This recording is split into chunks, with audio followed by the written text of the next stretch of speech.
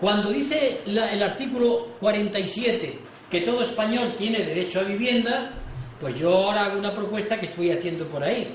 Miren ustedes, cuando se demuestre que a alguien que está hasta aquí, que le van a quitar la vivienda el banco, y se demuestre que no puede pagar la hipoteca porque no puede, y se demuestre que no tiene más vivienda que esa porque no tiene otra residencia, el banco pierde la hipoteca, porque el artículo 47 dice que todo español tiene derecho a la vivienda. ¿Pero qué estoy diciendo?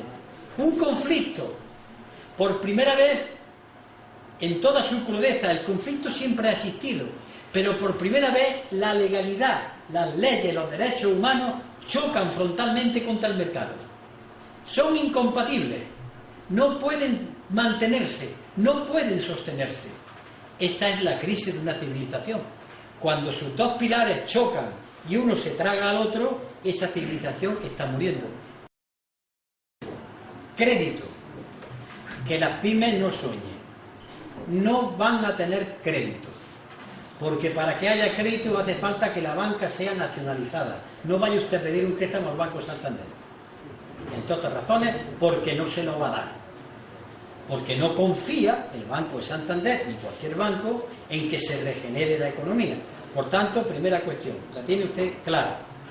Sin embargo, ese banco que a usted no le presta dinero, sí que ha hecho una cosa. Ese banco, el Banco Central Europeo, le ha prestado dinero a ese banco al 1%. Y ese banco, en vez de coger el dinero del 1% y prestárselo a usted al 3%, ha comprado deuda pública del Estado español que ha invertido para darle dinero a ellos, con lo cual han pirateado. Tenían que estar en la cárcel, pero ahí están. Hombre, hay que ahorrar. ¿Quién no está de acuerdo en ahorrar? Hay que ser austeros. Hay que ser austeros. Hay que esperar que los años malos, pues tenemos todos que portarnos bien. Y quien no se tiene que portar bien. Pero nadie dice, oye, ¿y por qué no empezamos por el señor Botín? ¿Por qué no empezamos por el señor González del Banco de Bilbao Vizcaya? Por ejemplo, una pequeña anécdota para que ustedes sepan en dónde estamos, que no nos engañemos.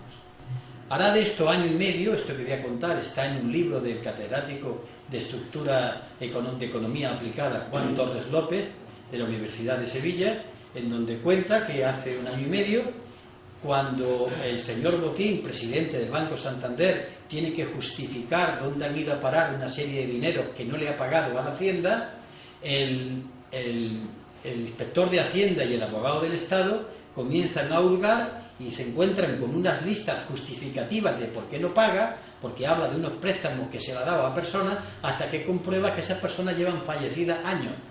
Luego ha falsificado documentos públicos. Resulta que cuando el abogado del Estado le mete mano al caballero, entonces le pide 170 años por estafa al erario público. Pues en ese momento en que el funcionario en cuestión, el abogado del Estado, comienza el proceso, a incoar el proceso, doña María Teresa Fernández de la Vega, vicepresidenta de Gobierno, lo llama y le dice, mire usted, señor abogado del Estado, yo como representante del Gobierno y por tanto que administro el Estado ahora, le digo que el Gobierno, que yo vicepresido, no se siente estafado. Y como no me siento estafado, deje usted el asunto. Y le perdona a don Emilio Botín la cantidad. Este es nuestro país. Este es nuestro país. No solamente en este caso, sino en otros muchos más que están publicados y que no se sabe. ¿Saben ustedes por qué? Esto es dramático.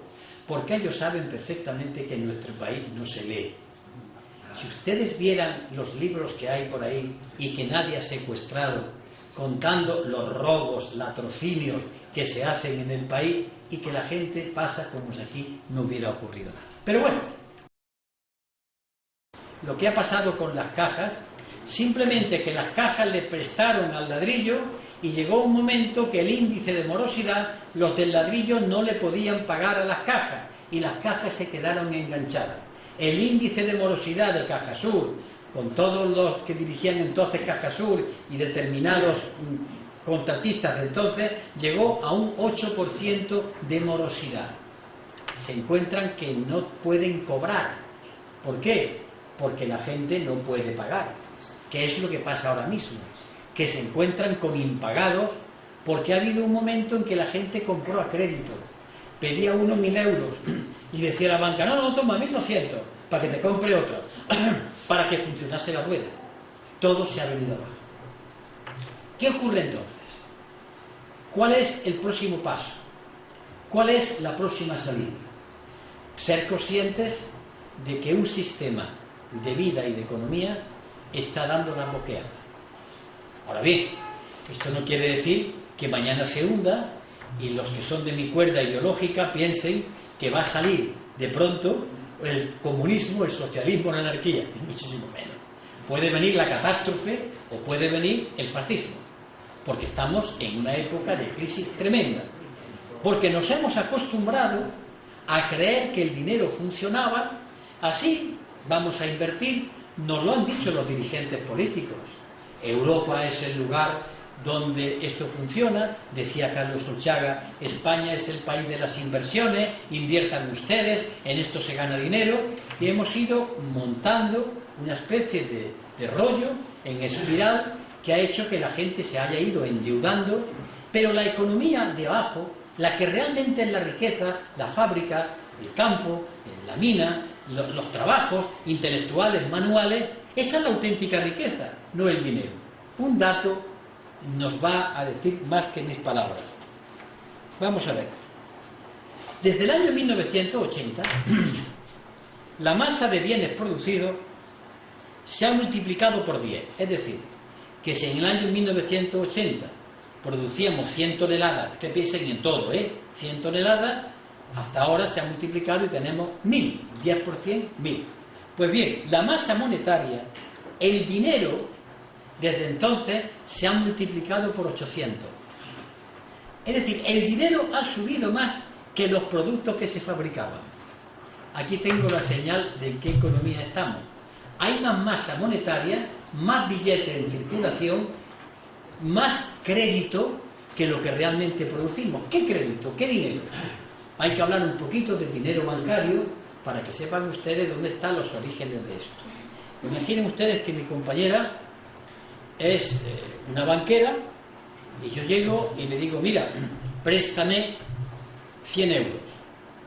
Y me presta 100 euros. ¿Cuánto dinero hay en estos momentos? Pues hay los 100 euros que ella me ha prestado.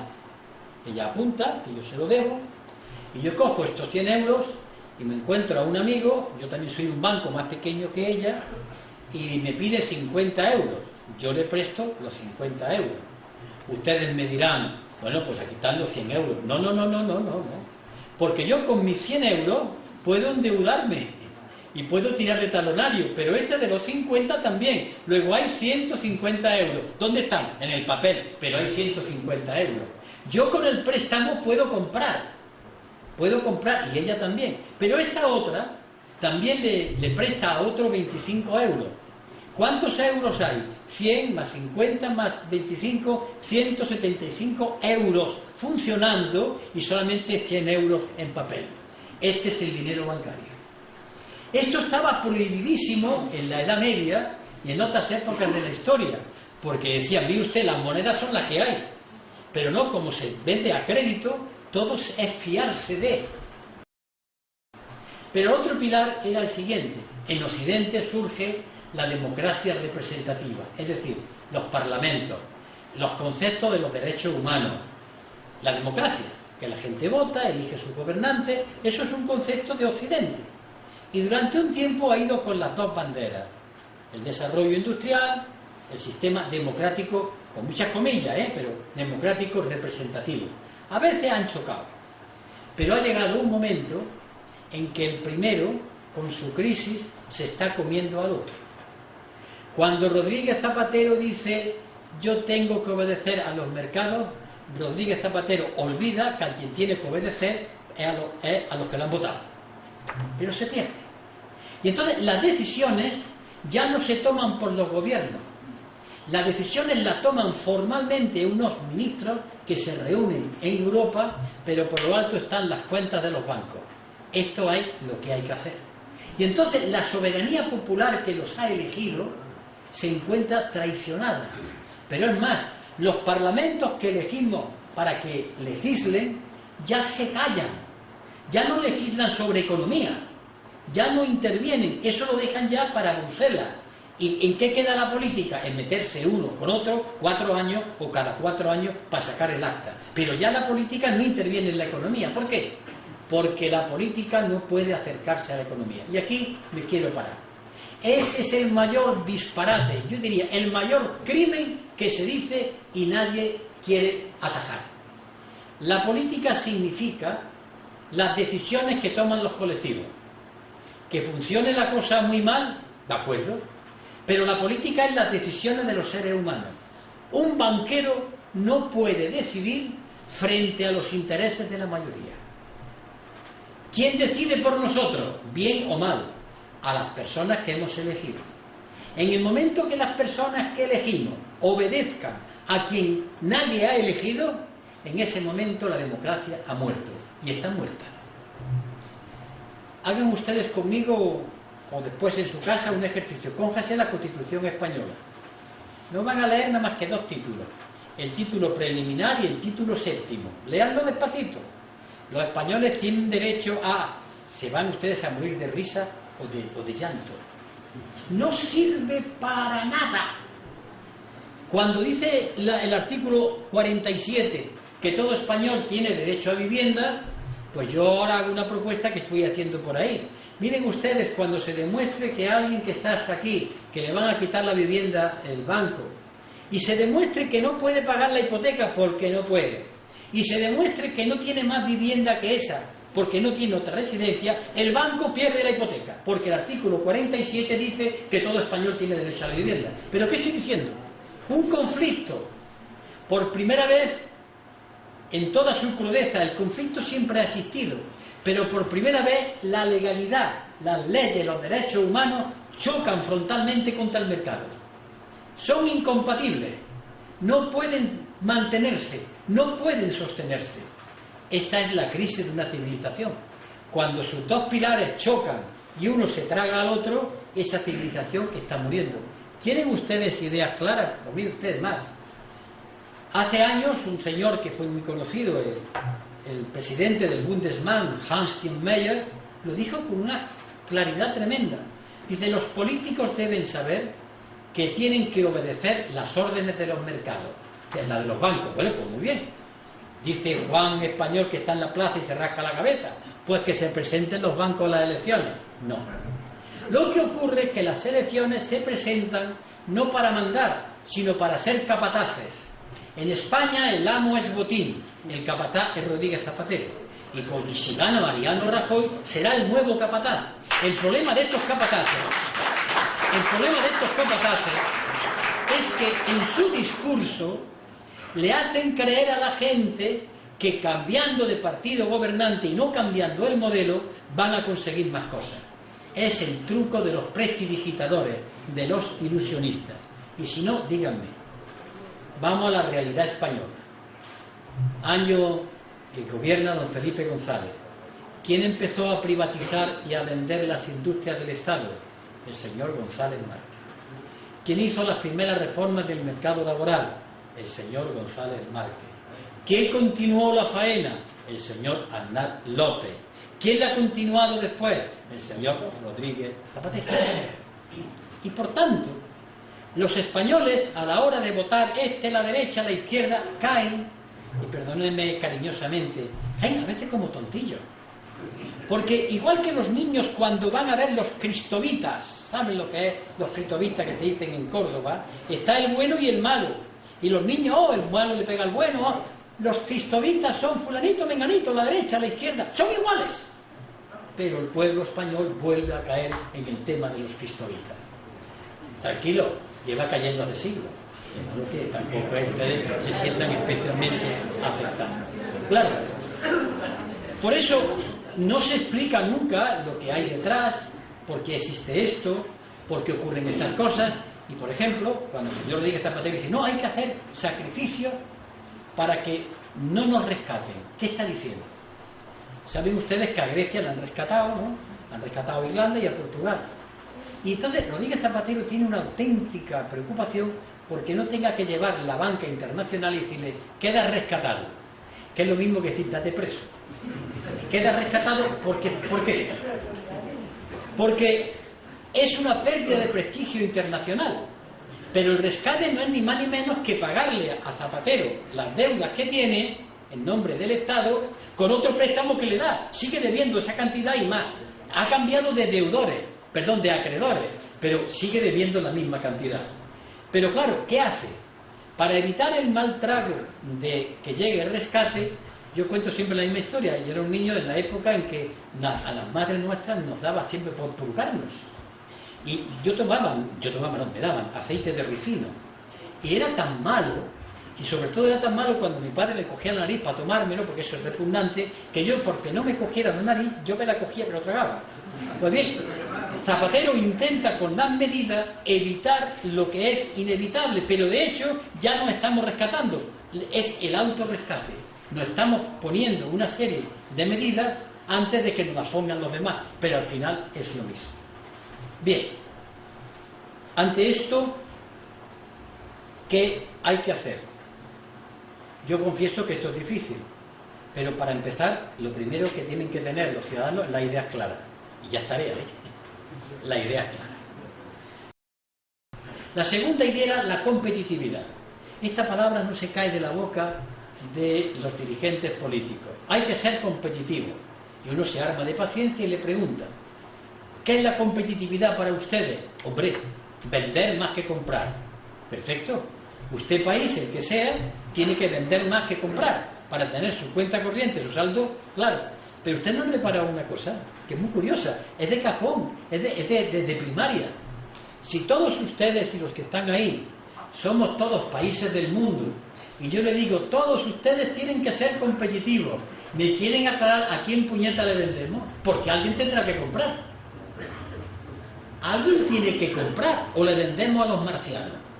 Luego, la propia idea de competitividad es enfrentar a unos países con otros, unos capitalistas contra otros, perdiendo siempre los trabajadores, en una quimera, en una ilusión, en ser competitivo, cuando eso no puede ser. Un país tiene que comprar, otro tiene que vender un producto, el otro, el caso de Alemania, que le exige a todo el mundo que sea competitiva, pero eso no puede ser. Alguien tiene que comprar. Esa idea ilusoria, cuando se traslada a la realidad, ¿en qué consiste? Pues muy fácil. Si yo quiero vender, tengo que vender mis productos o bien porque sean mejores, y para que mis productos sean mejores se necesitan años de estudio, de técnica, de preparación, de organización del trabajo, de relaciones laborales, de marketing, de todo lo que ustedes quieran. Y si yo no puedo, porque en ese terreno no he afinado mucho, no tengo más remedio que vender porque mi mano de obra es más barata. Lo que ocurre es que la mano de obra barata puede valer para recoger una cosecha, pero en determinadas industrias hace falta una mano de obra cualificada, gente que sepa, porque les entregan unas máquinas muy complejas, pero se necesita un tiempo para preparar a esos trabajadores. Eso es un problema. El otro, que aparte de eso, si lo que van a producir los trabajadores va a tener mercado. ¿Por qué me hablan tanto de competitividad? Pero siguen con esa idea y la gente se lo cree. Yo he llegado a escuchar a un dirigente reputado de izquierdas decir delante mía que había que hacer empresas competitivas. Ese hombre estaba hablando de enfrentar un país con otro, una empresa contra otra, y que los trabajadores de esas empresas, como los perros se pelean por una carne que le echan, empezasen a pelearse por ser más competitivos. Verbigracia.